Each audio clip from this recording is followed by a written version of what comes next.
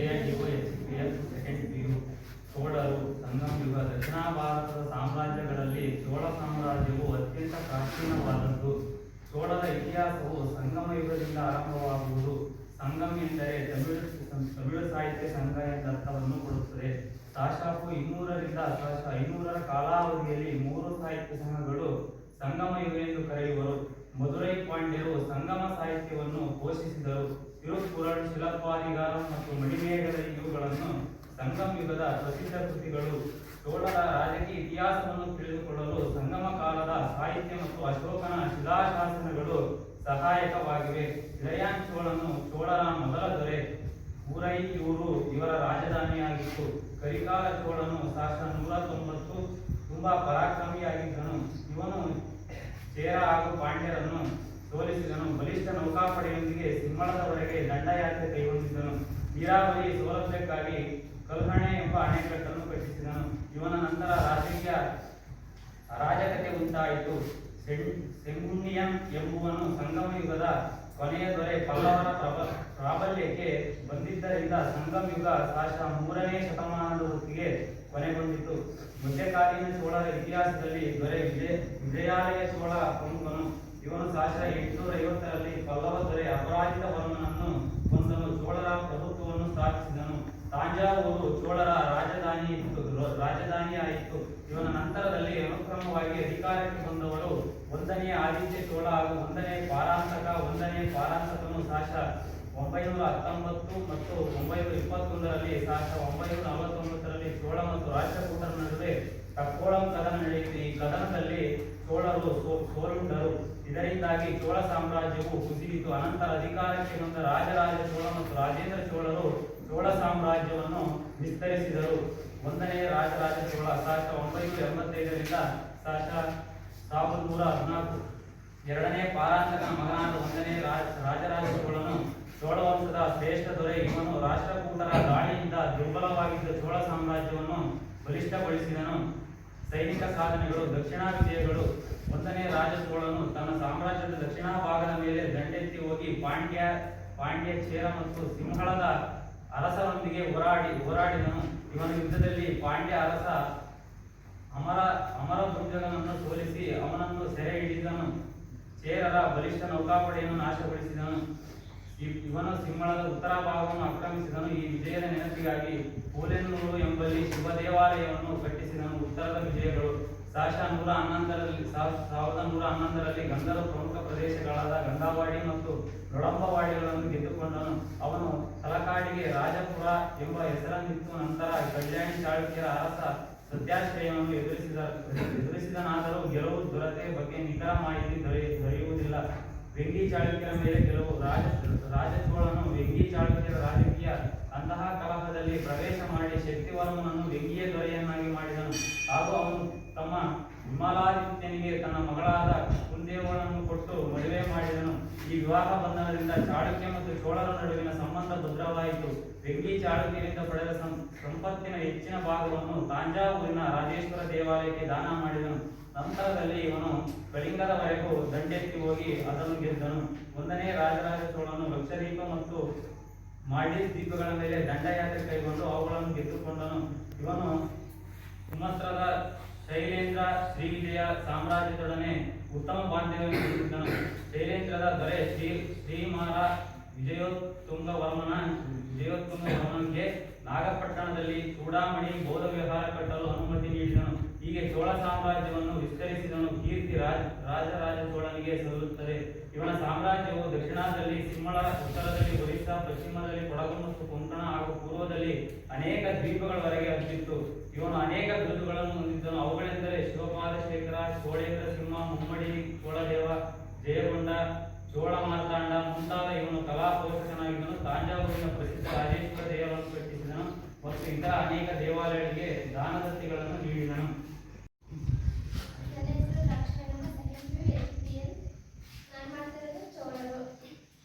ದಕ್ಷಿಣ ಭಾರತದ ಸಾಮ್ರಾಜ್ಯಗಳಲ್ಲಿ ಚೋಳ ಸಾಮ್ರಾಜ್ಯವು ಅತ್ಯಂತ ಪ್ರಾಚೀನವಾದದ್ದು. ಚೋಳರ ಇತಿಹಾಸವು ಸಂಗಮ್ ಯುಗದಿಂದ ಆರಂಭವಾಗುವುದು.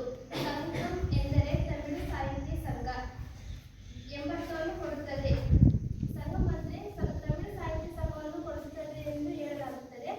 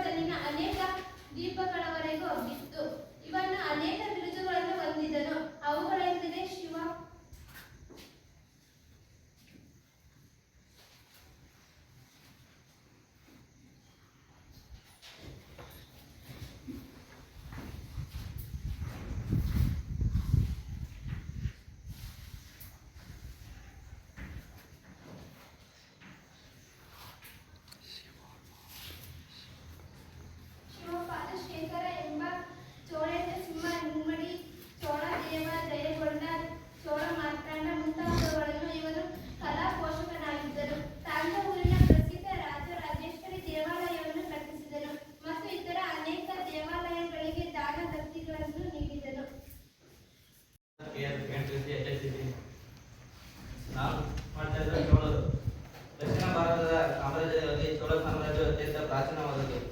ಚೋಳರ ಇತಿಹಾಸವು ಸಂಗಮ ಯುಗದಿಂದ ಆರಂಭವಾಗುವುದು. ಸಂಗಮ ಎಂದರೆ ತಮಿಳು ಸಾಹಿತ್ಯ ಸಂಘ.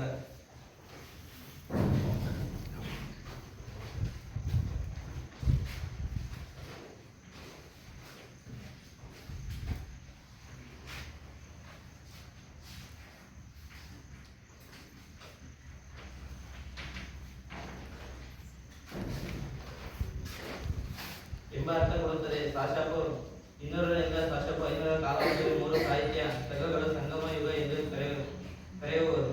ಮಧುರೈ ಪಾಂಡ್ಯರು ಸಂಗಮ ಸಾಹಿತ್ಯವನ್ನು ಘೋಷಿಸಿದರು. ತಿಲಕುಲ್ಲರು ಶಿಲ್ಪವಾದಗಳು ಮತ್ತು ಮಲಿಗೆಯು ಇವುಗಳು ಸಂಗಮ ಯುಗದ ಪ್ರಸಿದ್ಧ ಕೃತಿಗಳು. ಚೋಳ ರಾಜಕೀಯ ಇತಿಹಾಸವನ್ನು ತಿಳಿದುಕೊಳ್ಳಲು ಸಂಗಮ ಕಾಲದ ಸಾಹಿತ್ಯ ಮತ್ತು ಅಶೋಕನ ಶಿಲಾಶಾಸನಗಳ ಸಹಾಯಕವಾಗಿದೆ. ಇಳುವಯ್ಯ ಚೋಳರ ಮೊದಲ ದೊರೆ ಉರಿಗೈಯು ಇವನ ರಾಜಧಾನಿಯಾಗಿತ್ತು. ಕರಿಕಾಲ ಚೋಳರ ಸಾಶ 109 ತುಂಬಾ ಪರಾಕ್ರಮಿಯಾಗಿದ್ದು ಇವನು ಚೇರ ಹಾಗೂ ಪಾಂಡ್ಯರನ್ನು ಸೋಲಿಸಿದನು. ಬಲಿಷ್ಠ ನೌಕಾಪಡೆಯವರೊಂದಿಗೆ ಸಿಂಹದೊಳಗೆ ದಂಡಯಾತ್ರೆ ಕೈಗೊಂಡಿದ್ದನು. ನೀರಾವರಿ ಸೌಲಭ್ಯಕ್ಕಾಗಿ ಎಂಬ ಅಣೆಕಟ್ಟೆಗಳನ್ನು ಕಟ್ಟಿಸಿದನು. ಇವನ ನಂತರ ರಾಜಕೀಯ ಅರಾಜಕತೆ ಉಂಟಾಯಿತು. ಪೆನ್ನಿಗರಿಯನ್ ಎಂಬುದು ಸಂಗಮ ಯುಗದ ಕೊನೆಯ ದೊರೆ. ಪಲ್ಲವನ ಪ್ರಾರಂಭಕ್ಕೆ ಬಂದಿದ್ದರಿಂದ ಸಂಗಮ ಯುಗ ಸಾಶ 3ನೇ ಶತಮಾನ ಹೊತ್ತಿಗೆಯಲ್ಲಿ ಕೊನೆಗೊಂಡಿತು. ಮಧ್ಯಕಾಲೀನ ಚೋಳರ ಇತಿಹಾಸದಲ್ಲಿ ದೊರೆ ವಿಜಯಯಾಳರ ಚೋಳ ಪ್ರಮುಖರು. ಇವನ ಸಾಶ 850ರಲ್ಲಿ ಪಲ್ಲವ ದೊರೆ ಅಪರಾಜಿತ ವರ್ಮನನ್ನು ಕೊಂದು ಚೋಳರ ಪ್ರಭುತ್ವವನ್ನು ಸ್ಥಾಪಿಸಿದನು. ತಾಂಜಾವೂರು ಚೋಳರ ರಾಜಧಾನಿಯಾಗಿತ್ತು. ಇವನ ನಂತರ ಅನುಕ್ರಮವಾಗಿ ಅಧಿಕಾರಕ್ಕೆ ಬಂದವರು 1ನೇ ಆದಿತ್ಯ ಚೋಳ ಹಾಗೂ 1ನೇ ಪಾರಾಂಕತನು ಸಾಶ 919 ಮತ್ತು 921ರಲ್ಲಿ ಹೊರಡಿಸಿದನು. ಉತ್ತಮ ಮೇರೂರು ಶಾಸನ ಚೋಳರ ಗ್ರಾಮಾಡಳಿತವನ್ನು ತಿಳಿದುಕೊಳ್ಳಲು ಸಹಾಯಕವಾಗಿದೆ. ಸಾಶ 949ರಲ್ಲಿ ಚೋಳ ಮತ್ತು ರಾಷ್ಟ್ರಕೂಟರ ನಡುವೆ ತಳ್ಕೊಳಂ ಕದನ ನಡೆಯಿತು. ಈ ಕದನದಲ್ಲಿ ಚೋಳರು ಸೋಲುಗೊಂಡರು. ಇದರಿಂದಾಗಿ ಚೋಳ ಸಾಮ್ರಾಜ್ಯವು ಕುಸಿಯಿತು. ಅನಂತರ ಅಧಿಕಾರಕ್ಕೆ ಬಂದ ರಾಜರಾಜ ಚೋಳ ಮತ್ತು ರಾಜೇಂದ್ರ ಚೋಳರು ಚೋಳ ಸಾಮ್ರಾಜ್ಯವನ್ನು ವಿಸ್ತರಿಸಿದರು. 1ನೇ ರಾಜ ಚೋಳ.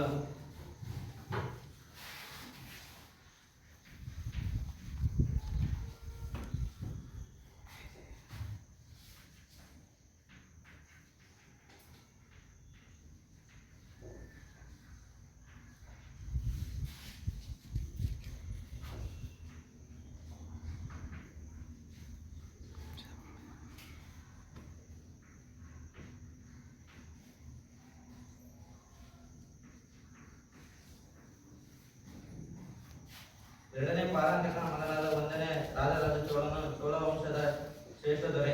ಇವನ ರಾಷ್ಟ್ರಕೂಟರ ದಾಳಿಯಿಂದ ದುರ್ಬಲವಾಗಿದ್ದ ಚೋಳ ರಾಜ್ಯವನ್ನು ಬಲಿಷ್ಠಗೊಳಿಸಿದನು. ಸೈನಿಕ ಸಾಧನೆಗಳು. ದಕ್ಷಿಣ ವಿಜಯಗಳು. 1ನೇ ರಾಜ ಚೋಳರನ್ನು ತನ್ನ ರಾಜ್ಯದ ದಕ್ಷಿಣ ಭಾಗದ ಮೇಲೆ ದಂಡೆ ಎತ್ತಿ ಹೋಗಿ ಪಾಂಡ್ಯ ಚೇರ ಮತ್ತು ಸಿಂಹದಳ ಅರಸರೊಂದಿಗೆ ಹೋರಾಡಿದನು. ಇವನ ಯುದ್ಧದಲ್ಲಿ ಪಾಂಡ್ಯ ಅರಸ ಅಮರ ಜಂಬೂಗಳನ್ನು ಸೋಲಿಸಿ ಅವನನ್ನು ಸೆರೆಹಿಡಿದನು. ಚೇರರ ಬಲಿಷ್ಠ ನೌಕಾಪಡೆಯನ್ನು ನಾಶಗೊಳಿಸಿದನು. ಇವನ ಸಿಂಹದಳ ಉತ್ತರ ಭಾಗವನ್ನು ಆಕ್ರಮಿಸಿದನು. ಈ ವಿಜಯದ ನೆನಪಿಗಾಗಿ ಕೋಲೆನಾರು ಎಂಬಲ್ಲಿ ಶಿವ ದೇವಾಲಯವನ್ನು ಕಟ್ಟಿಸಿದನು. ಉತ್ತರ ವಿಜಯಗಳು. ಸಾಶ 1011ರಲ್ಲಿ ಗಂಗರ ಪ್ರಮುಖ ದೇಶಗಳಾದ ಗಂಗವಾಡಿ ಮತ್ತು ನಳಬಂಗವಾಡಿಗಳನ್ನು ಗೆದ್ದುಕೊಂಡನು. ಅವನು ತಲಕಾಡಿನ ರಾಜರಾಜಪುರ ಎಂಬ ಹೆಸರಿನಿಂದನು. ನಂತರ ಕಲ್ಯಾಣ ಚಾಲುಕ್ಯನ ಅರಸರ ಸತ್ಯಾಶ್ರಯವನ್ನು ಎದುರಿಸಿದನು. ಗೆಲುವು ದೊರೆತ ಬಗ್ಗೆ ನಿಖರ ಮಾಹಿತಿಯನ್ನು ದೊರೆಯುವುದಿಲ್ಲ. ವೆಂಗಿ ಚಾಲುಕ್ಯರ ಮೇಲೆ ಗೆಲುವು. ರಾಜರಾಜ ಚೋಳನನ್ನು ವೆಂಗಿ ಚಾಲುಕ್ಯರ ರಾಜಕೀಯ ಅಂತಃಕಾಲದಲ್ಲಿ ಪ್ರವೇಶ ಮಾಡಿ ಶಕ್ತಿಮರ್ಮನನ್ನು ವೆಂಗಿಯ ದೊರೆಯನ್ನಾಗಿ ಮಾಡಿದನು. ಆಗ ಅವನ ತಮ್ಮ ವಿಮಲಾಜನಿಗೆ ತನ್ನ ಮಗಳಾದ ಕುಂದೇವಳನ್ನು ಕೊಟ್ಟು ಮದುವೆ ಮಾಡಿದನು. ಈ ವಿವಾಹ ಬಂಧದಿಂದ ಚಾಲುಕ್ಯ ಮತ್ತು ಚೋಳರ ನಡುವೆ ಸಂಬಂಧ ಭದ್ರವಾಯಿತು. ವೆಂಗಿ ಚಾಲುಕ್ಯರಿಂದ ಪಡೆದ ಸಂಪತ್ತಿನ ಹೆಚ್ಚಿನ ಭಾಗವನ್ನು ತಾಂಜಾವೂರಿನ ರಾಜೇಶ್ವರ ದೇವಾಲಯಕ್ಕೆ ದಾನ ಮಾಡಿದ ನಂತರ ಇವನು ಕಾಳಿಂಗವರೆಗೂ ದಂಡೆ ಎತ್ತಿ ಹೋಗಿ ಅವನನ್ನು ಗೆದ್ದನು. 1ನೇ ರಾಜರಾಜ ಚೋಳ ಲಕ್ಷದೀಪ ಮತ್ತು ಮಾರಿ ದೀಪಗಳ ಮೇಲೆ ದಂಡಯಾತ್ರೆಯನ್ನು ಕೈಗೊಂಡು ಅವುಗಳನ್ನು ಗೆದ್ದುಕೊಂಡನು. ಇವನು ಸಮಗ್ರ ಶೈಲೇಂದ್ರ ಶ್ರೀವಿಜಯ ರಾಜ ಸಾಮ್ರಾಜ್ಯದೊಡನೆ ಉತ್ತಮ ಬಾಂಧವ್ಯಗಳನ್ನು ಹೊಂದಿದ್ದನು. ಶೈಲೇಂದ್ರದ ದೊರೆ ಶ್ರೀಮಾರ ವಿಜಯೋತ್ತಮನಿಗೆ ನಾಗಪಟ್ಟಣದಲ್ಲಿ ಚೂಡಾಮಣಿ ಬೌದ್ಧ ವಿವಾಹ ಕೊಟ್ಟಳು ಅನುಮತಿ ನೀಡಿದನು. ಹೀಗೆ ಚೋಳ ಸಾಮ್ರಾಜ್ಯವನ್ನು ವಿಸ್ತರಿಸಿ ಕೀರ್ತಿ ರಾಜರಾಜ ಚೋಳನಿಗೆ ಸಲ್ಲುವುದು. ಇವನ ಸಾಮ್ರಾಜ್ಯವು ದಕ್ಷಿಣ ಸಿಂಹಳ ಉತ್ತರದಲ್ಲಿ, ಒರಿಸ್ಸಾ ಪಶ್ಚಿಮದಲ್ಲಿ, ಕೊಡಗು ಮತ್ತು ಕೊಂಕಣ ಹಾಗೂ ಪೂರ್ವದಲ್ಲಿನ ಅನೇಕ ದ್ವೀಪಗಳವರೆಗೂ ಹಬ್ಬಿದ್ದು. ಇವನು ಅನೇಕ ಬಿರುದುಗಳನ್ನು ಹೊಂದಿದ್ದನು. ಅವುಗಳೆಂದರೆ ಶಿವಪಾಲಶೇಖರ, ಚೋಳೇಂದ್ರ ಸಿಂಹ, ಮುಮ್ಮಡಿ ಚೋಳದೇವ, ಜಯಗೊಂಡ, ಚೋಳ ಮಾರ್ತಾಂಡ ಮುಂತಾದವು. ಇವನು ಕಾಲ ಪೋಷಕನಾಗಿದ್ದನು. ರಾಜವೂರಿನ ಪ್ರಸಿದ್ಧ ರಾಜೇಶ್ವರ ದೇವಾಲಯಗಳನ್ನು ಕಟ್ಟಿಸಿದನು ಮತ್ತು ಇವರ ಅನೇಕ ದೇವಾಲಯಗಳಿಗೆ ದಾನವೆತ್ತಿದನು ಹೊಂದಿದ್ದನು. ಮುಂದೆ ರಾಜೇಂದ್ರ ಚೋಳ. ಇವತ್ತು ನಾವು ಇತಿಹಾಸದ ಅಧ್ಯಯನ ಮಾಡ್ತಿರೋದು ಚೋಳರು.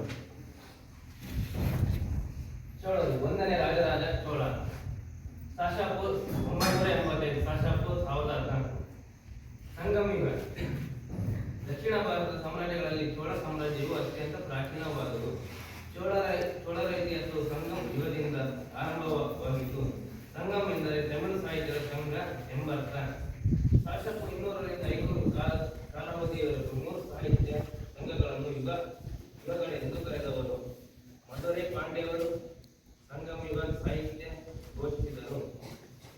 ತಿರುಮಲ, ಶಿಲಾಪತಿಗಂ ಮತ್ತು ಮಣಿಗಳಂ ಇವುಗಳು ಸಂಗಮ ಯುಗದ ಪ್ರಸಿದ್ಧ ಕೃತಿಗಳು. ಚೋಳರು ರಾಜಕೀಯ ಇತಿಹಾಸವನ್ನು ತಿಳಿದುಕೊಳ್ಳುವರು. ಸಂಗಮ ಕಾಲದ ಸಾಹಿತ್ಯ ಮತ್ತು ಅಶೋಕನ ಶಿಲಾಶಾಸನವು ಸಹಾಯಕವಾಗಿವೆ. ಇಳೆಯ ಚೋಳರ ಮೊದಲ ದೊರೆ ಇವನು ರಾಜಧಾನಿಯಾಗಿತ್ತು. ಕರಿಕಾಲ ಚೋಳನು ಸಾಶಾಪು 900 ತುಂಬ ಪರಾಕ್ರಮಿಯಾಗಿದ್ದನು.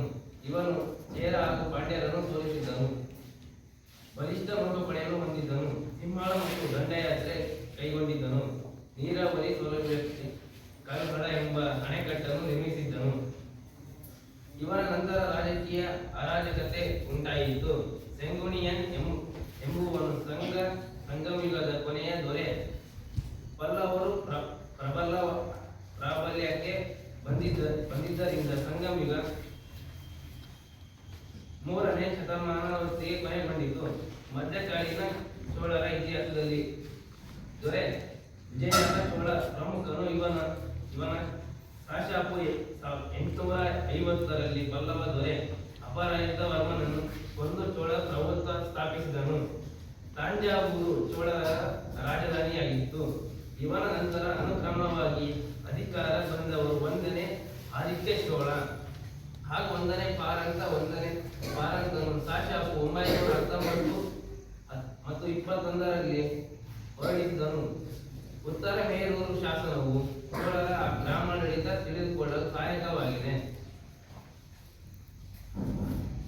ಸಾಶಾಪು 949ರಲ್ಲಿ ಚೋಳ ಮತ್ತು ರಾಷ್ಟ್ರಕೂಟರ ನಡುವೆ ಕಕ್ಕೋಳ ಕದನ ನಡೆಯಿತು. ಈ ಕದನದಲ್ಲಿ ಚೋಳರು ಸೋಲುಗೊಂಡರು. ಇದರಿಂದಾಗಿ ಚೋಳರ ಸಾಮ್ರಾಜ್ಯವು ಕುಸಿಯಿತು. ಆನಂತರ ಅಧಿಕಾರಕ್ಕೆ ಬಂದ ರಾಜರಾಜ ಚೋಳನೇ ರಾಜೇಂದ್ರ ಚೋಳ. ಚೋಳ ಸಾಮ್ರಾಜ್ಯ ವಿಸ್ತಾರವಾಗಿತ್ತು. 1ನೇ ರಾಜರಾಜ ಚೋಳ 985 ಮತ್ತು 1114.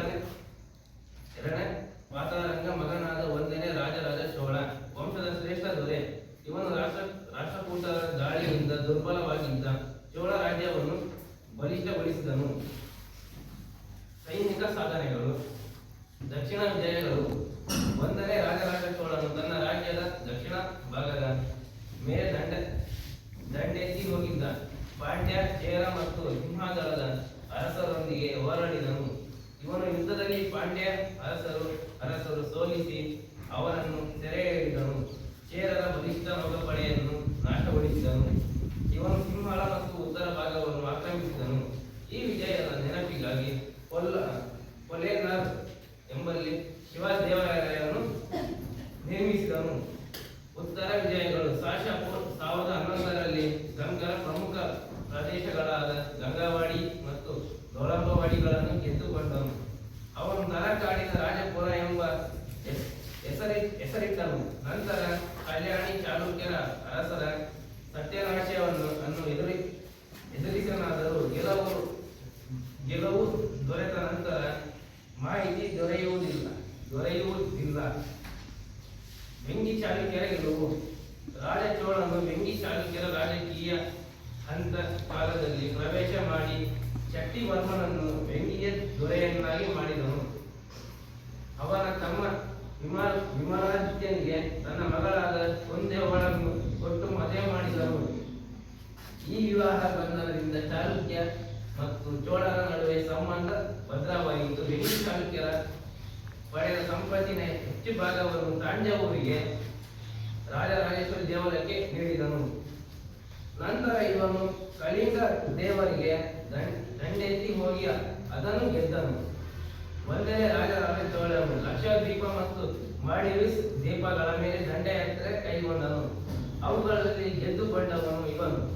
ಸುಮಾತ್ರ ಶೈಲಾದ್ರೆ ಶ್ರೀವಿಜಯ ಸಾಮ್ರಾಜ್ಯಗಳನ್ನೇ ಕೈಗೊಂಡು ಉತ್ತಮ ಬಾಂಧವ್ಯವನ್ನು ಹೊಂದಿದ್ದನು. ಶೈಲಾದ್ರಿ ದೊರೆ ಶ್ರೀ ಮಹಾರಾಜ ವಿಜಯೋತ್ತಮ ವರ್ಮನ್ಗೆ ನಾಗಪಟ್ಟಣ ಚುಡಾವಣಿ ಬೌದ್ಧ ವಿವಾಹ ಕಟ್ಟಲು ಅನುಮತಿ ನೀಡಿದನು. ಹೀಗೆ ಚೋಳ ಸಾಮ್ರಾಜ್ಯವನ್ನು ವಿಸ್ತರಿಸಿ ಕೀರ್ತಿ ರಾಜರಾಜ ಚೋಳ ಸಲ್ಲುವುದು. ಇವನ ಸಾಮ್ರಾಜ್ಯ ದಕ್ಷಿಣದ ಸಿಂಹಳ, ಉತ್ತರದಲ್ಲಿ ಒರಿಸ್ಸಾ, ಪಶ್ಚಿಮ ಕೊಡಗು, ಕೊಂಕಣ ಹಾಗೂ ಪೂರ್ವದಲ್ಲಿನ ಅನೇಕ ದ್ವೀಪಗಳ ಹಬ್ಬಿತ್ತು. ಅನೇಕ ಬಿರುದುಗಳನ್ನು ಹೊಂದಿದ್ದನು. ಅವುಗಳೆಂದರೆ ಶಿವಪಾದಶೇಖರ, ಚೋಳೇಂದ್ರ ಸಿಂಹ, ಮುಮ್ಮಡಿ, ಚೋಳದೇವ, ಜಯಗೊಂಡ, ಚೋಳ ಮಾರ್ತಾಂಡ ಮುಂತಾದವು. ಇವನ ಕರ ಪೋಷಕನಾಗಿದ್ದನು. ತಾಂಜಾವೂರು ಪ್ರಸಿದ್ಧ ರಾಜರಾಜೇಶ್ವರಿ ದೇವರನ್ನು ಕಟ್ಟಿಸಿದ್ದನು ಮತ್ತು ಇತರ ಅನೇಕ ದೇವಾಲಯಗಳಿಗೆ ದಾನದತ್ತಿಯನ್ನು ನೀಡಿದನು. ಬಂದರೆ ಚೋಳ ರಾಜೇಂದ್ರ ಚೋಳ